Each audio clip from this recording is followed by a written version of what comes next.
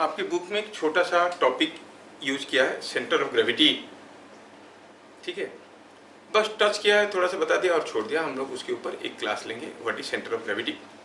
ठीक है, कोई बॉडी का सेंटर ऑफ ग्रेविटी को हम कैसे पता करते हैं, और असलियत में आप देखोगे बहुत इंटरेस्टिंग है। अब इसको जानते हो, you know the centre of gravity, I give you number of definitions for it, number of definitions, और जिससे आपको पता चल जाएगा कि सेंटर ऑफ ग्रेविटी क्या है। लेकिन बिना कुछ बताए भी आपको मालूम है सेंटर ऑफ ग्रेविटी, जैसे इसमें पढ़ाऊंगा आपको मालूम है सेंटर ऑफ ग्रेविटी क्या है। और फिर आप कोरिलेट करोगे कि मैथमेटिक्स में भी तो हम लोग पढ़ते हैं कुछ सेंटर ऑफ ग्रेविटी करके एक टर्म, क्या ये फिजिक्स के साथ रिलेटेड है? हाँ, वो रिलेटेड है। ठीक है, we shall see them all. So let us start with the topic centre of gravity.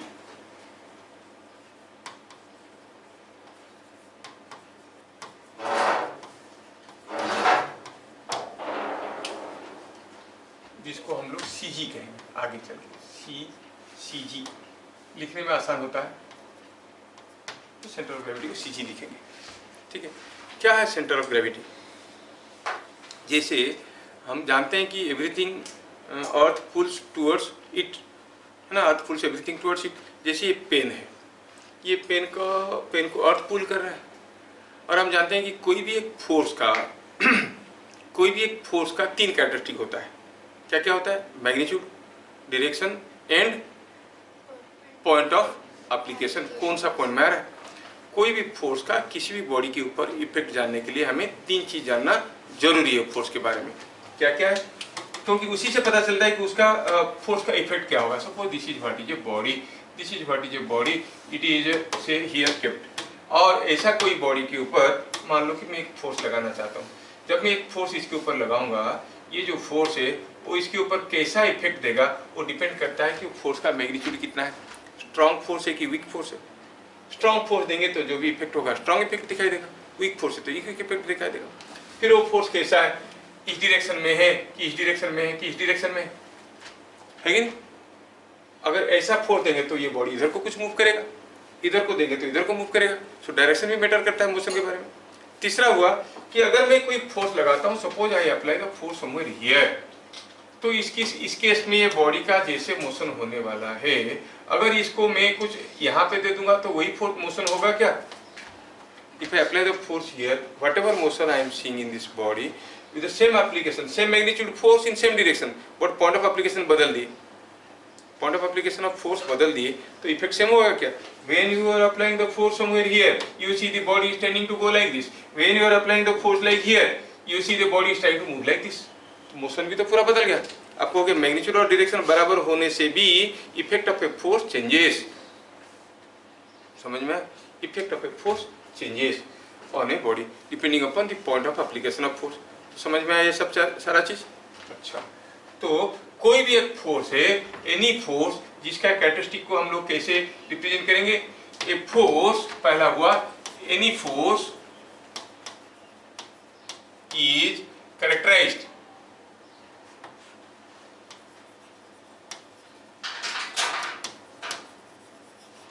Bye its magnitude, its direction and its point of application.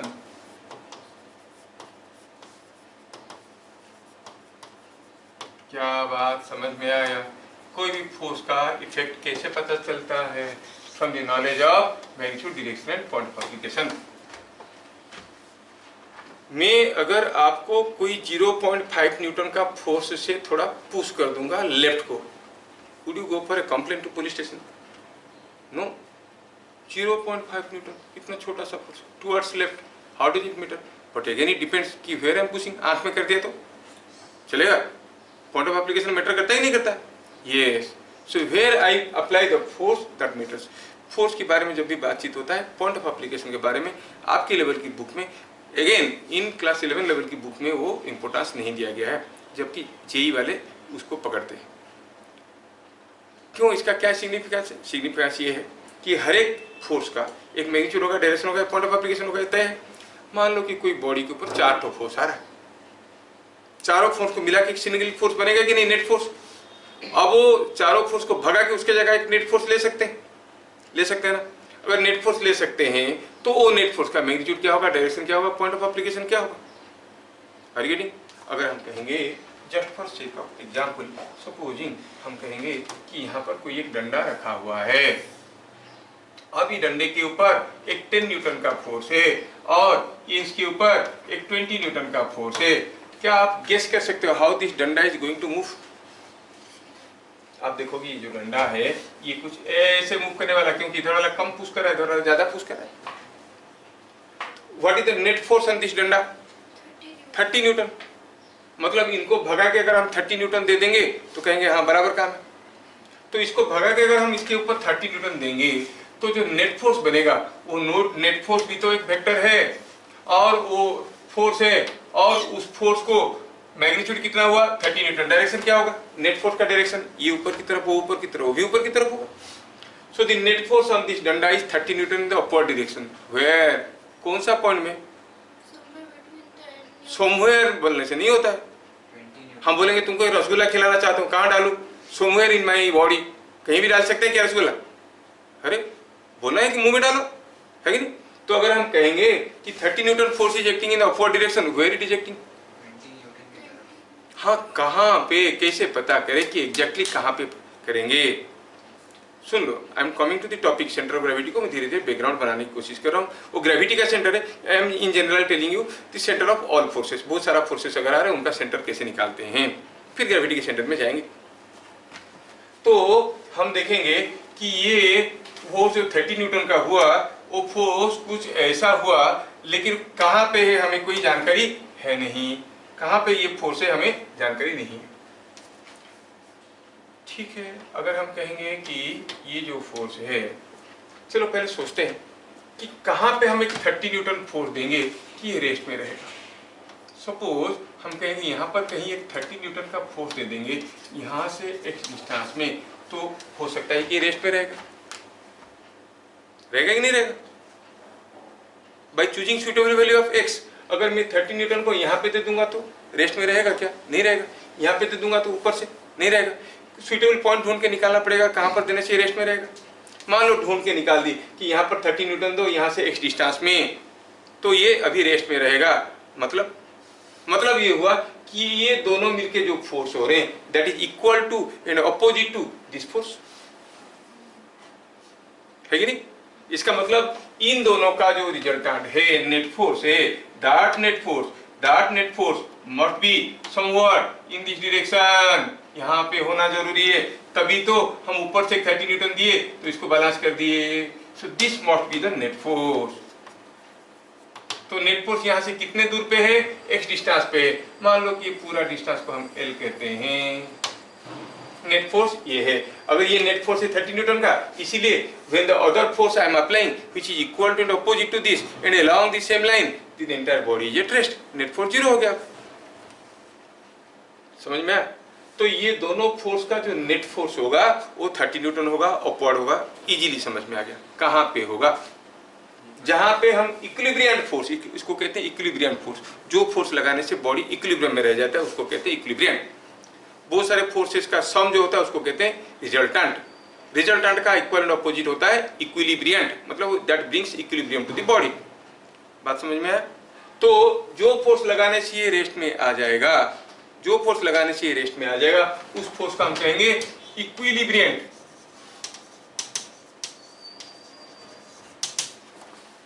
और ये जो है, ये जो नेट फोर्स, ये क्या है? इसको कहते हैं रिजल्टेंट। क्या प्रीवियस क्लास में हम ऐसा कोई क्वेश्चन किए थे? At what value of x, what force must be applied so that the body will be in equilibrium. So now you know the value of x. तो मतलब ये 20 न्यूटन और 10 न्यूटन को भगा के अगर हम कोई फोर्स लगाना चाहते हैं, कहाँ पे लगाएंगे? दोनों को भगाओ, आप कहोगे this figure and this figure both are equivalent when a force of 30 newton is being applied here. इन दोनों को लगाओ या फिर इसको अकेले लगाओ, बराबर इफेक्ट मिलने वाला है। ये जो पॉइंट हुआ, ये पॉइंट को हम क्या कहेंगे? Centre of forces. How many forces are acting? 10 newton, 20 newton. Centre of this two forces कहाँ है? ये this C is called centre of forces. Logic समझ में आया? ये पॉइंट सी है। लॉजिक समझ में आया? I am not going for the calculation, if you want you can find out the calculation also, they will not ask you. Centre of force का मतलब समझ में आया? कोई बॉडी के ऊपर अगर ढेर सारे फोर्सेस आ रहे हैं तो उनका रिजल्टेंट फोर्स जिस पॉइंट में आता है हम कहेंगे उस पॉइंट को कहेंगे सेंटर ऑफ ऑल फोर्सेस। निकालने के ढेर सारे तरीके, we shall see them all. ठीक है, सारे तरीके देखें। क्या बात समझ में आ रहा है? हाँ, when a number of forces are acting on a body,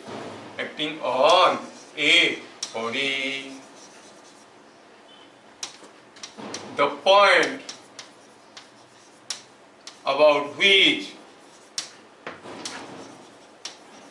moment of all forces is zero is called center of forces. This is the point. This is the point at which the net force acts on the body. क्या बात समझ में आया? That moment is zero. Centre force कौन सा point को कहते हैं? फोर्स पॉइंट को कहते हैं जिस पॉइंट में सारा फोर्सेस का मोमेंट जीरो है। बात समझ में आया? तो अगर हम नेट फोर्स उसी पॉइंट में लगा देंगे तो नेट फोर्स के लिए मोमेंट उस पॉइंट में क्या होगा? You are acting applying the centre of force at the net force at the centre of force. Suppose हम कहेंगे कि यहाँ पर दो फोर्स आ रहे हैं किसी बॉडी के ऊपर, ये कोई एक डंडा है, इसके ऊपर चलो मान लेते हैं कि यहाँ पर कोई एक फोर्स आ रहा है 5 न्यूटन और यहाँ पर कोई एक फोर्स आ रहा है 15 न्यूटन।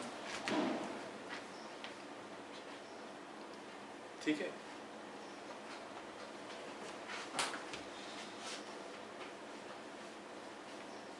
और ये दिया हुआ है सपोज समथिंग लाइक से 60 सेंटीमीटर।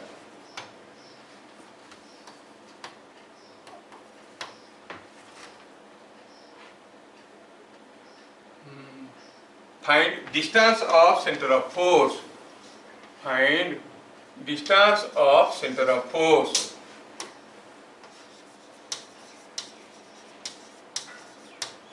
From A.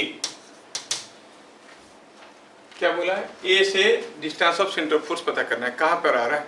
मतलब अगर हम कहेंगे C पॉइंट में कहीं आ रहा है, C पॉइंट में कहीं आ रहा है, तो C पॉइंट में हमें कितना फोर्स देना चाहिए? 15 + 5 20 न्यूटन देना चाहिए। आपको AC पता करना है। ठीक है,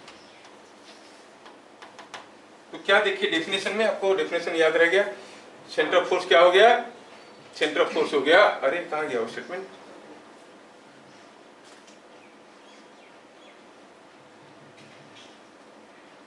When a number of forces are acting on a body, the point about which the moment of all forces is zero is called center of force.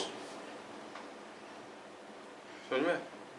हाँ, तो जो पॉइंट में मोमेंट जीरो होगा वो पॉइंट आपको निकालना है। You have to find out point C. निकाल दी। सपोज हम कहेंगे कि ये डिस्टेंस है x जो हमें पता करना है, तो ये डिस्टेंस कितना है? 60 माइनस x। तो if C is the center of force, then moment of all forces about C must be zero.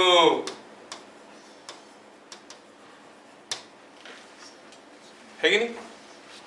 Net moment of, then net moment of all forces, total moment of all forces, net moment of all forces about C must be zero. तो C में moment निकालेंगे, C में 5 Newton क्या moment बना रहा है? That means clockwise moment minus anti clockwise moment must be equal to 0। Clockwise moment कौन बना रहा है सी में 5 न्यूटन बना रहा है 5x माइनस एंटी क्लॉकवाइज कौन बना रहा है 15 न्यूटन कितना 15 into 60 minus x that is equal to 0। क्या यहाँ से x का वैल्यू नहीं मिल जाएगा? कितना आ गया x का वैल्यू? इज कमिंग 40 सेंटीमीटर 45 4 हाँ 45 centimetre. Is it not coming out to be 45 centimetre? क्या बातें समझ में आया? सेंटर ऑफ फोर्स समझ में आया? ठीक है। कुछ नहीं आंसर गलत आ रहा है। हाँ तो कैलकुलेट करोगे तो आएगा 5x है ये है 900 5x minus 900 plus 15x 20x is equal to 900 x is equal to 45। ठीक है। नाउ सेंटर ऑफ ग्रेविटी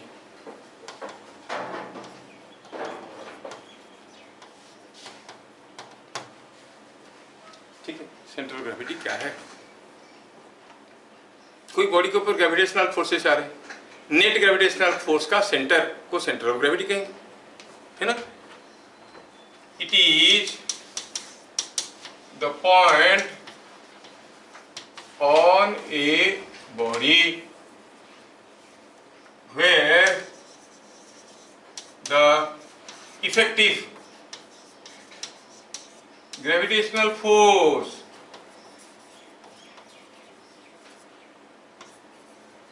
जिसको हम कहते हैं वेट इज एक्टिंग। जैसे अर्थ इस पेन को पुल कर रहा है, इस पार्ट को भी पुल कर रहा है, इस पार्ट को भी पुल कर रहा है, हर पार्ट को पुल कर रहा है कि नहीं? हर पार्ट को अगर पुल कर रहा है तो बहुत सारे फोर्सेस ऊपर आ रहे हैं। सेंटर ऑफ फोर्स क्या है? That centre of force is called centre of gravity. तो सेंटर ऑफ फोर्स हम कैसे पता करेंगे? कैसे पता करेंगे बोले थे? जो पॉइंट में टोटल मोमेंट 0 है, जो पॉइंट में टोटल मोमेंट 0 है उसको हम दूसरे तरीके से भी सोच सकते हैं कि जो पॉइंट में हम रिजल्टेंट फोर्स लगा सकते हैं। It is the point where the net force can be applied. Centre of force क्या था? It is the point where the net force can be applied. जैसे अभी ये केस में हम लोग अभी देखे कि यहाँ पर कोई बॉडी का सेंटर ऑफ फोर्स यहाँ पे आया, मतलब इस बॉडी को अगर मैं इक्विवेलेंटली कुछ ऐसे रिप्रेजेंट करता हूँ और instead of applying two forces I apply A force of क्या ये 15 प्लस 5 20 न्यूटन हियर, कहाँ पे? सी पे। तो क्या नेट फोर्स बराबर नहीं हुआ? हमने 20 न्यूटन लगाया, हमने 20 न्यूटन लगाया तो नेट फोर्स भी तो वही है। क्या ये नेट फोर्स सी में कोई मूवमेंट बनाएगा? This force is acting at C, it will not create any movement, it will not create any movement. समझ में आया क्या? नहीं आ रहा है क्या? ऐसे क्या देख रहे हैं? अरे नहीं। तो सेंटर ऑफ फोर्स क्या हुआ? जिस पॉइंट में total moment of all forces is 0 और it is the point where the net force can be applied. तो ये 15 और 5 न्यूटन 20 न्यूटन का फोर्स अगर सी में लगा दूंगा तो ये दोनों मिलकर इसमें जो इफेक्ट दिखा रहे हैं, क्या इफेक्ट दिखा रहे हैं? नेट फोर्स 20 है, अपवर्ड है और ये सी पॉइंट में घूम नहीं रहा है। यहाँ पर भी नेट फोर्स 20 है, अपवर्ड है और सी पॉइंट में घूम नहीं रहा है। So I can replace this case by this. समझ में आ रहा है क्या? वैसे 20 न्यूटन फोर्स प्रैक्टिकली एग्जिस्ट नहीं कर रहा है, हम लोग इसको इक्विवेलेंटली रिप्रेजेंट कर रहे हैं to see the similar effect to reduce the number of forces. Similarly जब कोई बॉडी के ऊपर ढेर सारे फोर्सेस आ रहे हैं, मान लो कि ये कोई एक बॉडी है ऐसा शेप का, अब ये बॉडी का हर एक पार्ट का अपना अपना वेट, ये थोड़ा पतला दिख रहा है तो इसमें कम वेट होगा, इसमें ज्यादा वेट होगा, है ना? यहाँ पर भी कुछ फोर्स आ रहा है, यहाँ पे भी कुछ फोर्स आ रहा है। Consider different parts of the body, each part is experiencing some force.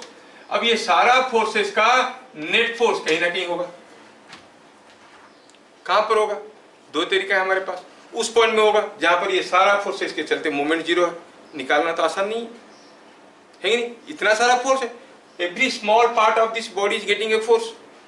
ये तरीके से हम निकालना हमारे लिए मुश्किल हो गया कि कौन सा पॉइंट में ये सारा फोर्सेस के लिए मोमेंट 0 होगा। But think of the otherwise तरीका, कौन सा पॉइंट में हम नेट फोर्स लगाएंगे तो वो इक्वल इफेक्ट देगा, मतलब ना घूमेगा ना भागेगा। जैसे ये पेन है, हर पार्ट पे इसका फोर्स आ रहा है। हम एक नेट फोर्स देना चाहते हैं, ये आसान है, मैं ढूंढूंगा एक पॉइंट, कहीं पे दे दूं, यहाँ पे कहीं दे दूं, तो ये रह गया रेस्ट में। मतलब दिस अकेला force is counter balancing the weight. Where the weight is acting, you say here, here, here, here, everywhere. No, no, no. Everywhere it is acting, no doubt. But effectively it is acting at certain point. That point is the center of gravity. Where that point must be, मालूम नहीं है कहाँ होना चाहिए, लेकिन वैसे होना चाहिए कि वेट और मेरा जो फोर्स मैं दे रहा हूँ, मैं अभी पेन को पुश कर रहा हूँ कि पुल कर रहा हूँ, पुश कर रहा हूँ, मेरा पुशिंग फोर्स और पेन का weight they must be equal and opposite, और साथ साथ they must be along the same line. Two forces कोई बॉडी को रेस्ट में रखने के लिए, मेरा पुशिंग फोर्स अपवर्ड है, मतलब वेट इसी पॉइंट पे ही डाउनवर्ड एक्ट कर रहा होगा, मतलब the centre of gravity of the body somewhere here. कितना घुमा फिरा की चीजें आ रहा है, समझ में आ रहा है? हाँ, सेंटर ऑफ ग्रेविटी क्या हो गया? The point where the effective weight of a body is acting. Centre of gravity is same as center of force. It is the point where the moment produced by weight of different parts of the body is equal to 0. It is also defined as the point where the net force, net weight is acting. Net weight अगर यहाँ पे act कर रहा है, मैं अगर ऐसा force लगा दूंगा तो रेस्ट में रहेगा। इसके अलावा कोई भी तीसरा पॉइंट में अगर ये फोर्स दूंगा रहेगा क्या? मतलब the weight must be acting somewhere। यहाँ पर लगाऊंगा तो ये ऐसे गिर जाएगा। क्यों गिर जाएगा? weight is acting here, तो ये इसको ऐसे गिराने की कोशिश करेगा। इधर को लगाऊंगा तो इधर को गिर जाएगा, क्योंकि weight is acting here। Exactly उसी पॉइंट में लगा दूंगा तो now it is at rest। तो सेंटर ऑफ ग्रेविटी निकालने का सबसे आसान तरीका क्या हुआ? You find out a point on the body where you can give a single support and hold it in equilibrium। Centre of gravity का by definition समझ में आ गया? It is the point where the total weight of the body is acting। कैसे निकालेंगे? It is the point where the body can be hold in equilibrium with a single support। कोई भी चीज का हम निकाल सकते हैं। हम कहेंगे एक कॉपी है, ये कॉपी का सेंटर ऑफ ग्रेविटी कहाँ है? आप तुरंत ढूंढना शुरू करोगे बीच में कहीं एक पॉइंट जहां पर एक सिंगल सपोर्ट दे दो, ये रेस्ट में रह गया, so the centre of gravity must be there. क्या बात समझ में आ रहा है? अच्छा, तो सेंटर ऑफ ग्रेविटी जानने का दूसरा तरीका क्या हो गया? Point number 2, it is the point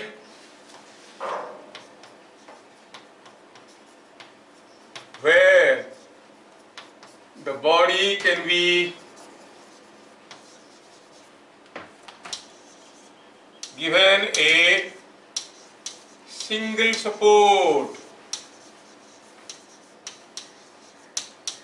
to be held in equilibrium। ये वो पॉइंट है जहां पर एक सिंगल सपोर्ट देने से ये इक्विलिब्रियम में रहेगा। क्या बात समझ में आ रहा है? हाँ?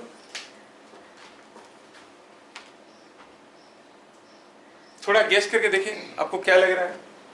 Which of the case you see is a valid diagram? कौन सा डायग्राम आपको सही लग रहा है?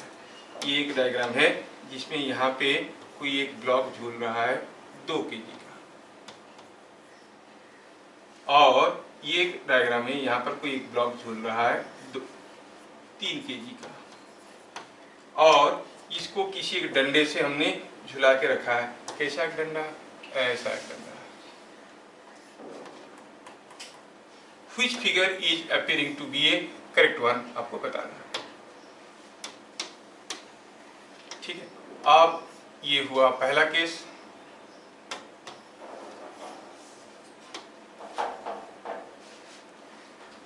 ये हुआ दूसरा केस, और इन दोनों में से कौन सा फिगर आपको लग रहा है कि सही है? फिगर ए इज करेक्ट और बी इज करेक्ट। यहाँ पर सिंगल सपोर्ट देके रखें इक्विलिब्रियम में, यहाँ पर भी सिंगल सपोर्ट देके रखें। लग रहा है ऐसा रहेगा। ये 3 kg का है, ज्यादा दूर पे। क्या इस पॉइंट में 3 kg का मोमेंट और 3 kg बड़ा मास है, ज्यादा दूर, छोटा मास पास में, एक दूसरे को बैलेंस कर सकते हैं क्या? नहीं कर सकते। तो this can not be a valid case. तो ये तो इक्विलिब्रियम का केस नहीं हो सकता। इसका मतलब ये जो 2 वेट इसको खींच रहे हैं, इनका सेंटर ऑफ ग्रेविटी यहाँ पे नहीं है। होता तो सिंगल सपोर्ट देने से रहता। अब क्या होगा हाल बताओ? नहीं रहेगा तो ये थोड़ा टेढ़ा हो जाएगा। हो जाएगा नहीं हो जाएगा? अच्छा, इस केस में हाँ हो सकता है। ये centre of gravity can be here, so this is A correct figure. इसका मतलब दो जो वेट एक्ट कर रहे हैं 2 kg और 3 kg, इसको हम इक्विवेलेंटली दिखा सकते हैं कि एक डंडा है और इस डंडे के ऊपर ये क्या हुआ है, सॉरी, ये डंडे के ऊपर क्या हुआ है कि एक ही फोर्स आ रहा है। कौन सा फोर्स है वो, आप कहोगे इसके ऊपर एक ही फोर्स आ रहा है। कितना फोर्स आ रहा है, 5 kg और 50 G। यहाँ पे 5 kg और 50 न्यूटन, 5G ऐसे करके फोर्स आ रहा है। इसीलिए ये जो दो फोर्स है 2 kg और 3 kg, इसका वेट है 3G, इसका वेट है 2G, दोनों मिलकर बने 5G, और उसको सिंगल पॉइंट सपोर्ट देके by a thread you are holding it in equilibrium. समझ में? हाँ या ना, कुछ बोलोगे? Yes sir. तो अब क्या फीलिंग में आया बताओ। सेंटर ऑफ फोर्स क्या हो गया, the point where the total moment of all forces is equal to 0। Centre of gravity क्या कहेंगे, it is the point where the moment produced by the gravitational force on different parts of the body is equal to 0, और it is the point where the body can be single supported. एक single support देके इसको हम rest में रख सकते हैं। और क्या देख रहे हैं, दूसरा तरीका है पता करने के लिए, point number 3, for regular bodies.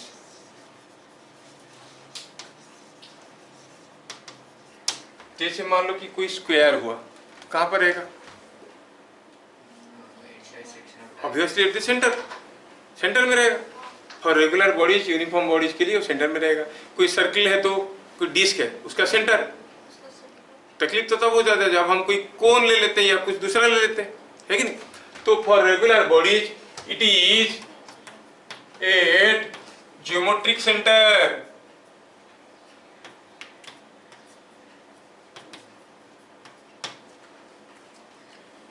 आया समझ में, ज्योमेट्रिक सेंटर मतलब अगर हम कहेंगे कि ये कोई एक स्क्वायर है, तो फिर आप कहोगे कि उसका जो सेंटर ऑफ ग्रेविटी है वो कुछ यहाँ है।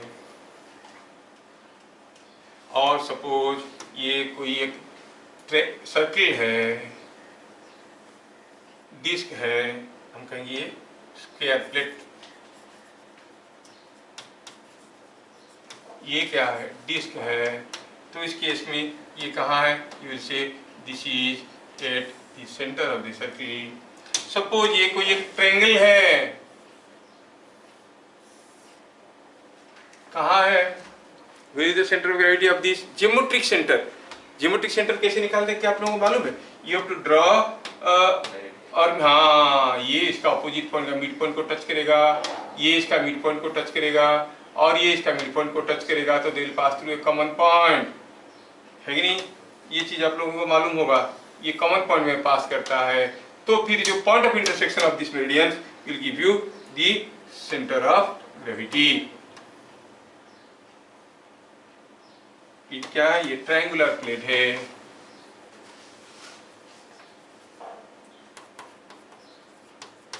क्या बात समझ में आया। कोई अगर रेगुलर बॉडी है तो हम उसका सेंटर ऑफ ग्रेविटी निकाल सकते हैं, है ना। इर्रेगुलर बॉडी के लिए कैसे पता करेंगे, where is the centre of gravity, how to find out the centre of gravity of irregular bodies. जो बॉडी इंटररेगुलर है, क्या जरूरी है कि ये कोई बॉडी के अंदर ही रहेगा, हो सकता है बॉडी के बाहर भी रह सकता है, ऐसे भी हो सकता है। क्या आपका बॉडी का सेंटर ऑफ ग्रेविटी हरदम आपके अंदर रहता है, कभी कभी बाहर भी भाग जाता है। हाँ, पूरा बॉडी से बाहर जाता है। हाँ, कब जाता है बताओ, जब हम लोग बेंड करते हैं, झुकते हैं। देखो ठीक है, मतलब इसका मतलब तुम लोग थोड़ा थोड़ा नॉलेज इसके बारे में रखते हो, नहीं थोड़ा डीपर और डिटेल्स में नॉलेज में चाहिए। I will be sharing the video today, ठीक है। वो centre of mass, centre of gravity दोनों एक चीज़ है, मैं उसको भेजूंगा, आप लोग उसको ध्यान से देखना, ठीक है। फिर उसके बाद देखेंगे अगले क्लास आप लोग कैसे कर रहे हो। 2 वीडियो भेजूंगा, फिर आपको मैथमेटिकली भी बताऊंगा कि सेंटर ऑफ मास लोकेट कैसे करते हैं कोई बॉडी का। ये बॉडी का सेंटर ऑफ मास कहाँ है, निकालो, ये निकालो कि यहाँ पर है। जो हम जानते हैं कैसा था वो, the point where the total moment of the body is, moment of all forces is 0। उसको निकालने का अलग अलग तरीका भी है, खाली मोमेंट निकाल के नहीं, दूसरे तरीके से भी निकाल सकते हैं। कहाँ होता है वो, हेवियर पार्ट के पास होता है कि लाइटर पार्ट के पास होता है। कोई बॉडी से एक टुकड़ा, अगर ये बॉडी का सेंटर ऑफ ग्रेविटी यहाँ पर है, गेस करो, I am just giving you the queries. ये बॉडी यहाँ पर रखा है रेस्ट में, क्यों भाई, क्योंकि इसका सेंटर ऑफ ग्रेविटी यहाँ पर है। अगर मैं यहाँ पर 1 रुपया वाला एक कॉइन रख दूंगा तो रहेगा क्या? गिर जाएगा। मतलब कॉइन रखने के बावजूद अगर मैं रखना चाहता हूँ इस पेन को रेस्ट में, तो मेरा पॉइंट ऑफ सपोर्ट को कॉइन के तरफ हटाना पड़ेगा कि उससे दूर हटाना पड़ेगा? दूर पास लाना नहीं। सोचो यहाँ पर हम कॉइन रखे हैं, अब ये सपोर्ट को इधर ले लेंगे तो रहेगा नहीं, थोड़ा पास लाना पड़ेगा। That means centre of gravity shifting. When you add any mass, centre of gravity shifting. कोई लॉरी में जब ट्रक में जब सामान जा रहा है, ये कोई ट्रक है, खाली ट्रक है और ये जा रहा है, इसका सेंटर ऑफ ग्रेविटी कहीं पास में ही कहीं है, लेकिन इसमें सामान भर गया तो कुछ मास ऐड कर दिए, you will see the centre of gravity will shift. अब ये टर्निंग लेते वक्त गिर सकता है, क्योंकि ऊपर से क्यों गिर जाता है? क्योंकि ग्रेविटी ऊपर हो गया, वहीं से मूव फोर्स आएगा, that will create more moment about this. थोड़ा सा भी टेढ़ा हुआ तो जैसे पेन है, अगर ये पेन का सेंटर ऑफ ग्रेविटी यहाँ है तो इस पॉइंट में ये जितना मोमेंट बनाएगा, अगर सेंटर ऑफ ग्रेविटी को यहाँ पर ले लिया तो ये ज्यादा मोमेंट बनाएगा, है कि नहीं? जो ट्रक जा रहा है, टर्निंग किया, थोड़ा सा भी टेढ़ा हुआ, ग्रेविटी ऊपर गया तो खींच लेगा, पूरा गिर जाएगा। लोडेड टॉर्क जल्दी पलट खा जाता है। Are you getting? तो सब चीजों को आप लोग देखोगे in the video I am presenting. तो how the centre mass behaves to changes of masses of the system, और मैथमेटिकली कैसे पता करेंगे? यहाँ पर एक 2 kg का मास है, यहाँ पर 3 kg, 5 kg, 7 kg, बताओ ये पूरा का सेंटर ऑफ मास कहाँ है? उसका भी निकालने का तरीका है, सेंटर ऑफ ग्रेविटी कहाँ है। तो सब चीज देखने को दिल कर रहा है, हाँ या ना? तो फिर मिलेंगे अगले क्लास, तब तक के लिए जय हिंद।